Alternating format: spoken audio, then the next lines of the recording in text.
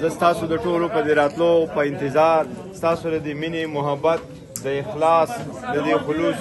زما سره د دوره تعاون د اظهار چې دا اعتماد دی په خان صاحب باندې چې تا هغه په اعتماد کړی په بونیر، په پښتنو، په ما باندې، په تاسو هر فرد باندې، په دې کلي باندې خصوصا،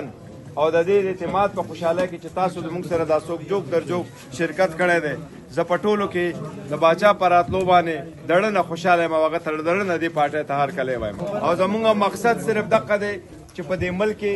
څنګه چې خان صاحب وایي ریاست مدینه قایمه کړو او داسې نظامي چې په هغې کې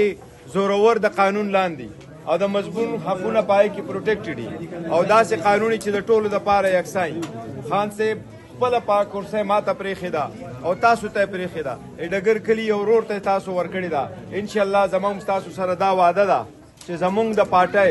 یوه عهدی که هغه منیتوب وي، که هغه امپیتوب وي، که هغه لوکل ګورمنټ وي، انشاءالله هغه زما رونه